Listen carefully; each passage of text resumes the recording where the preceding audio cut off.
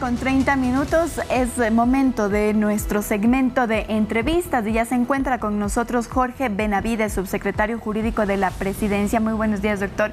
Muchísimas gracias por su presencia aquí en Noticias 7. Buenos días, Andrea. Buenos días, Lautaro. Muchas gracias por la invitación. Un cordial saludo a las personas que siguen este diálogo.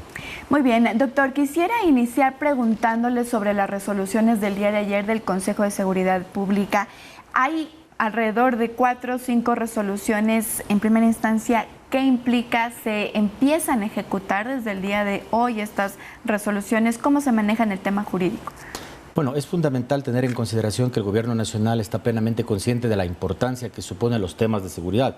En ese sentido, la estrategia planteada a través del COSEPE como máximo organismo establecido en la Constitución y la ley para los temas de seguridad es parte de una estrategia que está implementando el Gobierno Nacional, que se inscribe, por ejemplo, en el proceso de reforma a la Constitución para que sean las Fuerzas Armadas, no solamente cuando se haya decretado un estado de excepción, sino que de manera permanente, obviamente, viendo los casos de excepcionalidad que establece el proyecto de reforma constitucional, contribuyan en tareas de control del orden interno junto a la Policía Nacional.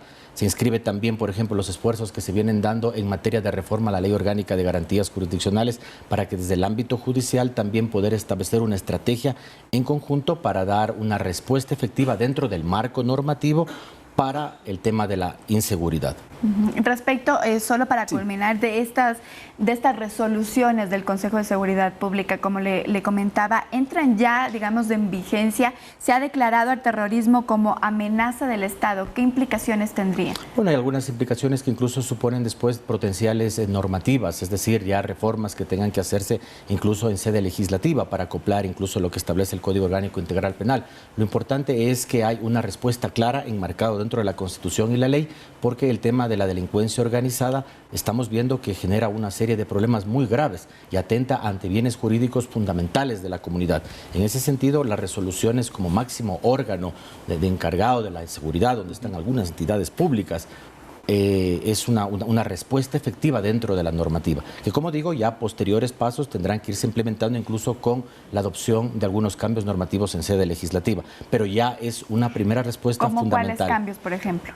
Cambios que puedan suponer a lo mejor modificaciones dentro de la ley penal, digamos, o sea, hay algunas cosas que en su conjunto, pero obviamente lo que corresponde dentro de la función ejecutiva, implementación vía reglamentaria, decretos ejecutivos que son de competencia del presidente de la República, de manera inmediata se harán las modificaciones correspondientes. Hay muchas dudas todavía sobre esta recomendación que hace el COSEPE al presidente Lasso para que se pueda utilizar las armas letales.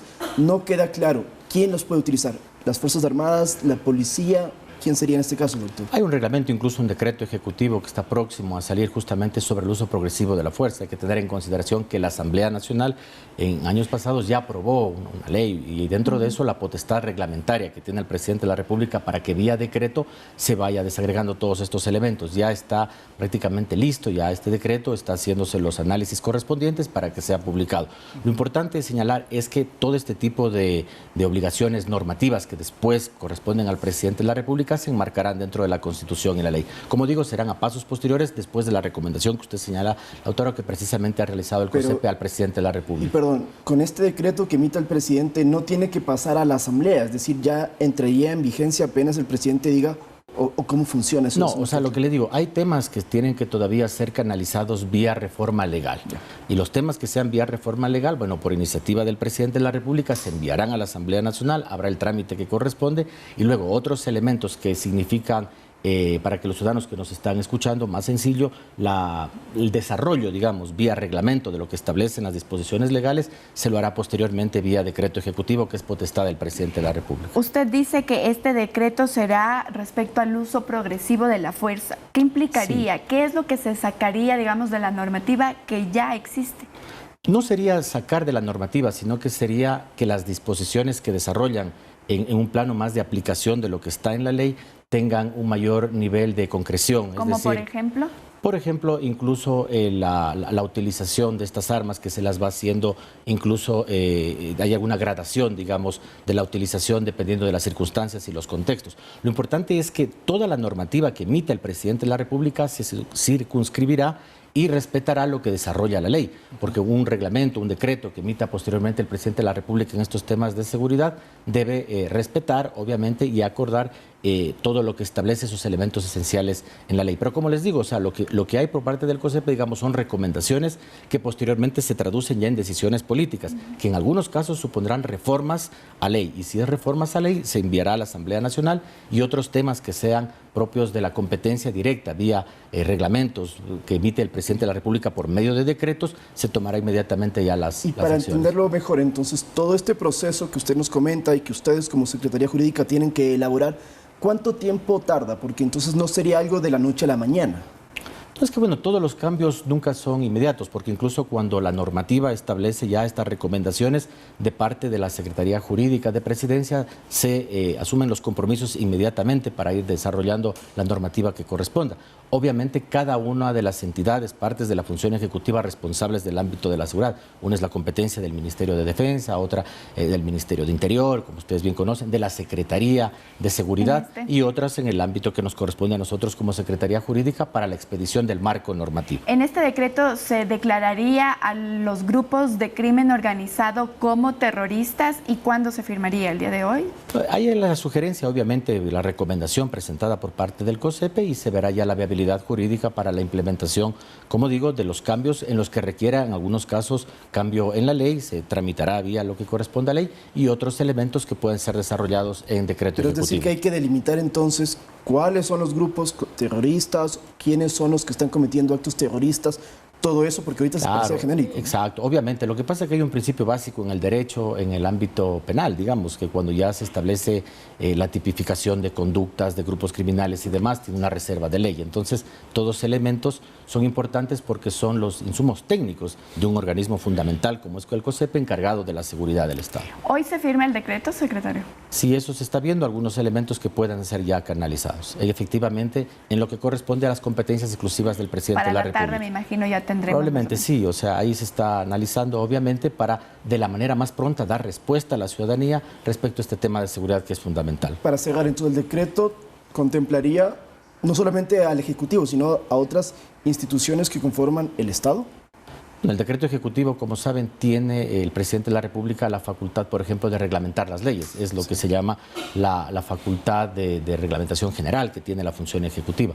Este rato, como le digo, ya hay un proyecto de reglamento a la ley de uso de la violencia, digamos que el uso progresivo de la violencia. A partir de la ley, ya el reglamento está prácticamente listo y se irá nutriendo de otros elementos. Esta resolución y estas recomendaciones que hace el COSEPE serán recogidas por el presidente de la República, y luego se verá que aquellas cosas que para su desarrollo requieran alguna reforma legal, enviar a Asamblea Nacional, y aquellos otros temas que tengan que ver con el ámbito de las competencias del presidente de la República, vía reglamentaria, sacar los decretos. Pero lo importante en este momento es tener en consideración que el gobierno está plenamente concientizado de la importancia que supone el tema de la seguridad como un tema prioritario para el país. Doctor, muy bien. Por honor al tiempo, quisiera entonces ahora cambiar de tema, y entiendo que ustedes han seguido muy de cerca lo que se ha desarrollado en la Asamblea Nacional, el juicio político en contra del presidente Guillermo Lasso.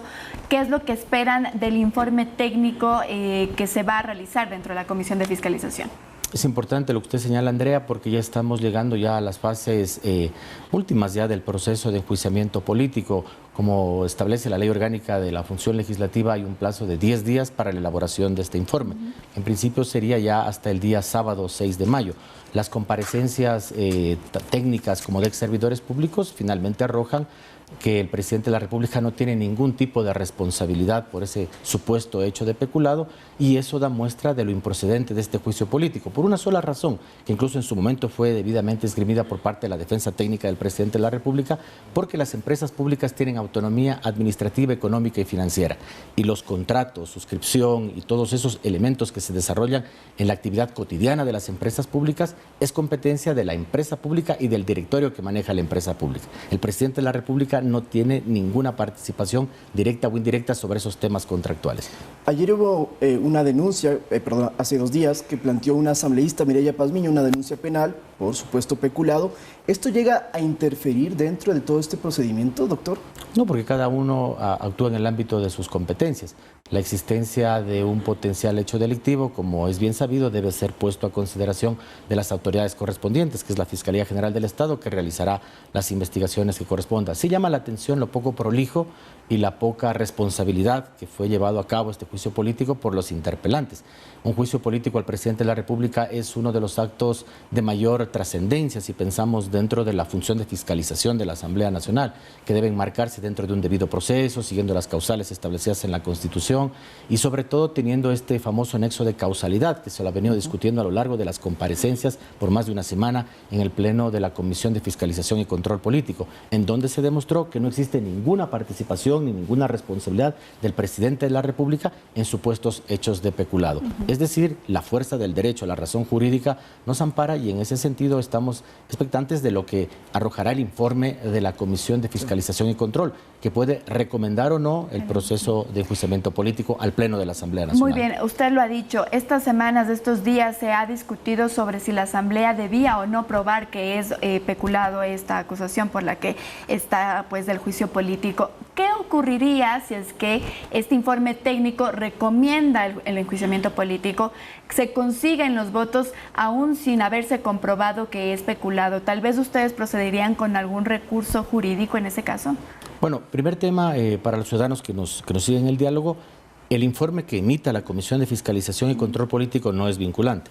O sea, puede recomendar continuar o no recomendar el tema de que se continúe con el juicio político. Por eso le digo, en el supuesto en que incluso se encuentran los votos para el enjuiciamiento político. Bueno, hay que estar claros en esto, Andrea, que la responsabilidad política es distinta a la responsabilidad penal. O sea, obviamente, y esto se lo ha discutido a lo largo de todas estas semanas de este proceso inaudito e improcedente de juicio político, pero obviamente ya finalmente será si existe la mayoría calificada o no de estos votos establecidos en la Constitución, que serían 92.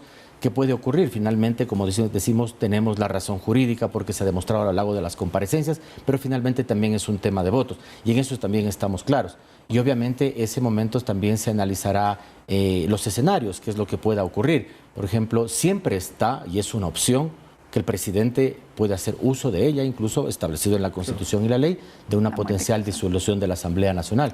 Que no hay la muerte cruzada, conocida comúnmente, que incluso no hay ninguna norma ni constitucional ni legal que impida al presidente hacer uso de este facultativo que está en la Constitución, a pesar de que haya iniciado un juicio político. Ahora, ¿consideran ustedes que debería haber algún tipo de reforma para que en el futuro nuevos juicios políticos no puedan llevarse a cabo solamente por una voluntad, quizás política, valga la redundancia, y no demostrando que hay pruebas o causales del delito que se está imputando? Se lo pregunto porque mucha gente en la calle dice, pero si no se comprueba que hubo este peculado, si los asambleístas 92 se ponen de acuerdo, pueden sacar a este presidente o al que venga en el futuro y puede ser esto algo que no tenga un sustento.